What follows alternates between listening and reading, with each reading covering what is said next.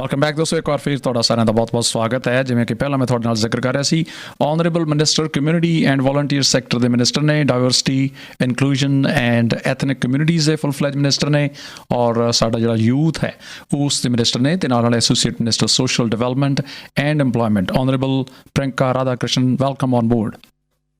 Thank you so much, Sat Sri Akal ji, Kia ora koutou. Thanks for having me. Kia ora, Priyanka. First of all, thank you very much about that announcement for all the migrant communities, one-off resident visa. What is your take on that?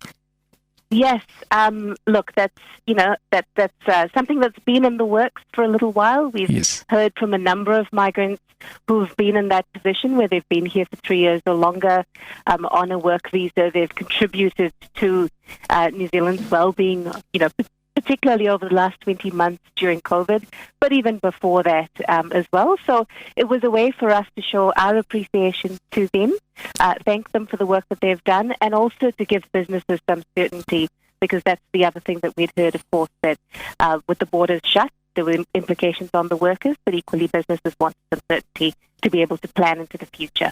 So that's Wonderful. where that comes from. Of course, it is the most significant change to immigration policy since the borders were shut as a result of COVID as well. It's a one-off pathway to those who are eligible, and they can also bring their families if their families are overseas. So we expect it will impact about 165,000 migrants in a way that's positive.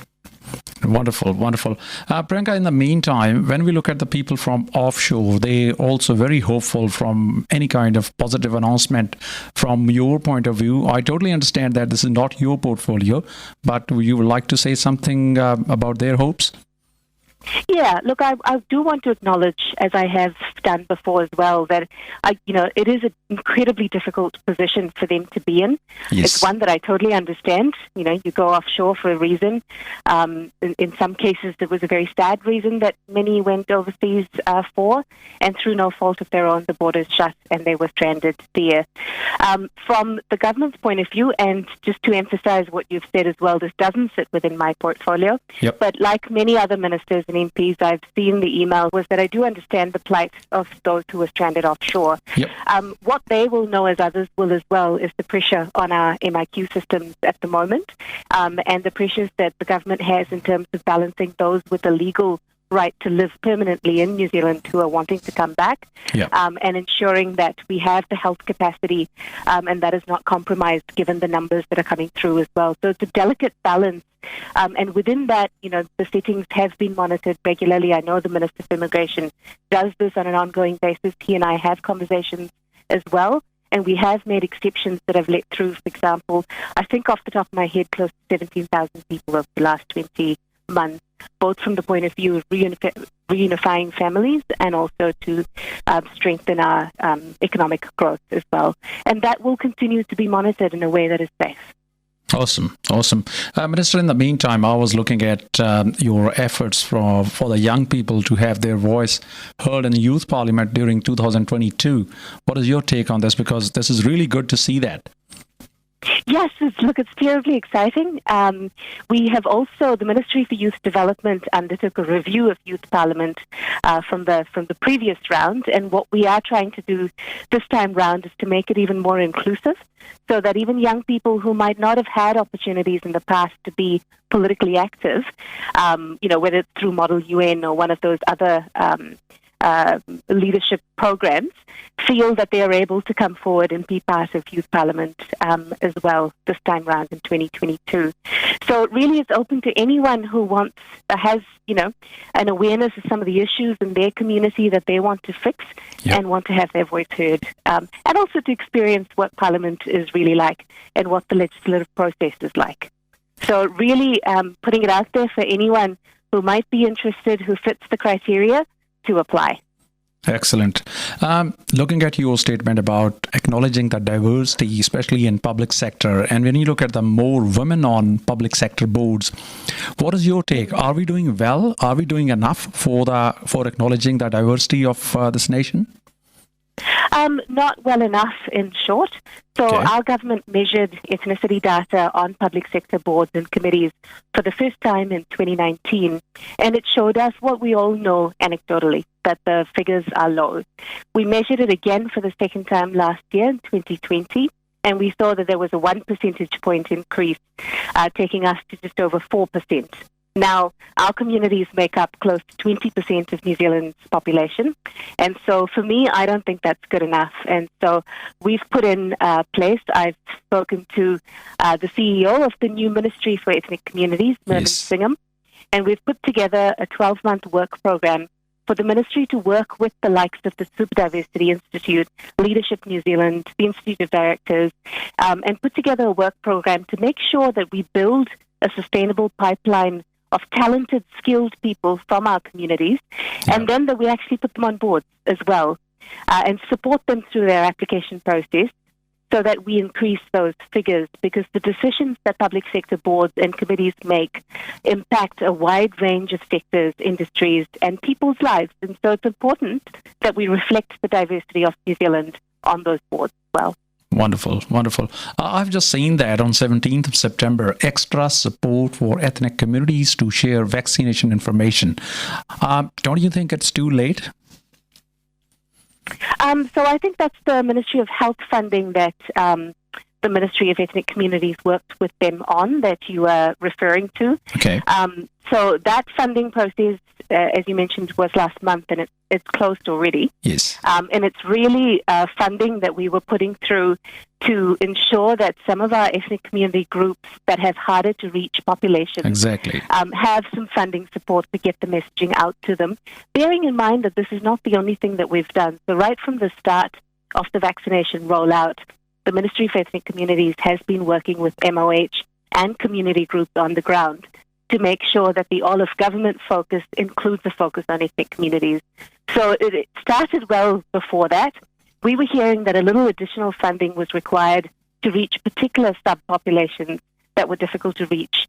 And so that's where that funding came into play. It's really to boost the efforts to get the messaging out that everyone, who is eligible should really be vaccinated. Wonderful, wonderful, and congratulations about Super Saturday. This was huge success, actually. Yes, it was, wasn't it? And it was a collective effort by so many people across the country, whether it was business communities, community organizations, or the health sector. Yep. So yes, I'm pleased. Still more work to do, though. Exactly. To get our rates even higher. Yeah, we are planning actually to do more events like that, maybe in next 1 week or 2 weeks time, because we are still looking forward to get the 90% mark. In the meantime, Minister, you are holding full-fledged portfolio for the youth. I was actually talking to one of the NGOs about the mental health issues within the youth, despite the COVID lockdown as well. What is your take? I mean, looking at the budget allocation for the youth mental health issues, are you satisfied with that budget allocation?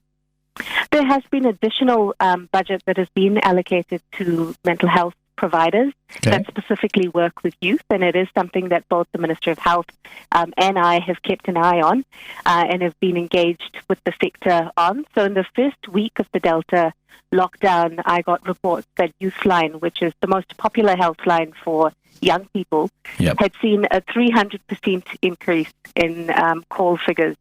And so I had a conversation with the Minister of Health about that as well, and ensured that there was more funding that was provided to them to be able to deal with the increase in demand.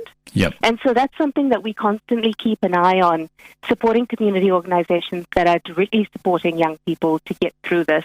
And schools, both schools and other community organizations that work with young people who aren't in school as well. So it is something that is an issue. We definitely see an increase when we are in lockdowns, unfortunately, but we do the best we can to support them through it. Wonderful. In the meantime, Minister, in next phase, when we coming to the recovery mode, you are holding community and volunteer sector. Obviously, I can see that not many South Asian people actually in volunteer sector from in New Zealand. What would you like to say to motivate them to work as a volunteer? Yeah, there are a couple of reasons why people volunteer. I myself have volunteered for many years, pretty much soon after I moved to New Zealand, and I continue to during recess weeks as well. I do it because it gives me a little it gives me a little extra sense of giving back to the community. Yes. It also means that I meet people that I otherwise wouldn't have met, and I get to do some fun things. So I think those are all reasons equally for others. Yes. I know that a lot of, or a significant number of young people from ethnic communities do volunteer, actually, and so do other generations. They may not consider it volunteering, but a lot of people from our communities do things for the good of our society that they don't get money for, and that is essentially volunteering. So whether you're doing it for, to be able to give back through our gurdwaras, for example, I see a large number of people who volunteer in the langar halls and in so many other activities that are organized by our temples. So I would actually push back a little bit. I do think our communities volunteer quite a bit, and I would encourage them to keep doing it and thank them for it. I'd love to see you to pass on the baton to the younger ones, actually, to the teenagers, actually, because you are holding that portfolio as well, Minister. Yeah. Yes. They do. The one thing I've picked up through my the reading that I've done and talking to people is that different generations volunteer differently. Yes. So older generations tended to sign up to an organization, and then they would do anything that the organization needed them to do. Younger people organize based on the causes that they feel strongly about. So a little bit different, but they, at the end of the day, do give up their time as well. It's been a tough time as an Associate Minister for Social Development and Employment. What are your plans, actually, looking at the roadmap in a recovery mode in next year? What will be your plan? Yeah, so my delegation, so as the Associate Minister, you basically have specific areas within the portfolio that you lead. Right. And so my areas are around the government's work program on social cohesion that came out of the Royal Commission recommendations. Yes. So there's been a huge amount of work that is ongoing, and I'll put it out there because we are consulting on social cohesion for the next 2 weeks. It's open for two more weeks on the MSD website, and it really looks at, New Zealand is regarded as a country that has a high level of social cohesion. We saw that when we came together after the Christchurch mosque attacks. Yes. My example always for that, one that sticks out in my memory, is our Sikh taxi drivers who sprang into action and provided transport for those on the ground. Examples like that during the COVID lockdowns, largely we've come together. What do we need to do as a government and a community to strengthen that? So that's a piece of work that I lead as the Associate Minister. That's a huge task. Yeah, that's a huge task, actually. Looking at that, one more, if I might add, because it is quite important for our communities. Yes. I also lead MSD's work on family and sexual violence. Wonderful. So a huge amount of work there within our communities that needs to be done as well. Wonderful. Really good. Anything else you want to say about achievements by the Labour government, especially during the tough times of COVID lockdown? Yeah, look, for our ethnic communities particularly, I would add in that the establishment of the ministry, because the ministry has done a fair bit to partner with community groups and the Ministry of Health, to ensure that some of the questions or some of the issues that ethnic communities have are factored into the work of other agencies. So I definitely put that front and centre. But more broadly, ensuring that we protect the lives and livelihoods of New Zealanders, that has always been front and centre for the government. And before the Delta lockdown, we were one of the very few countries in the OECD that had the least amount of restrictions. Yes. And our economy was actually, strong as well, compared to a number of countries that we usually compare ourselves to. So that has been front and center for us, and we continue to focus on that through this Delta lockdown as well. Exactly. Last but not least, Minister, most of our audience, they want to travel overseas. They want to travel around Christmas time for family reunion. What is your prediction on that? Look, I don't have a prediction, but what I will say is vaccinate. If there's anyone who is listening to this who hasn't had their first or second vaccination, that is the key. That is the key to protecting ourselves, our families, and our loved ones, and our community. But it's also the key for New Zealand reconnecting with the rest of the world and reconnecting Auckland to the rest of New Zealand as well. The higher our vaccination rates, the safer we are. So if anyone needs to have a conversation about it, talk to their GP, get some answers, It's okay to have questions, Yes. but now's the time to get answers and to get vaccinated. So Wonderful. that would be my main message. Wonderful. Thank you very much, Minister. I'll talk to you in next fortnight or after 1 month time, according to your availability.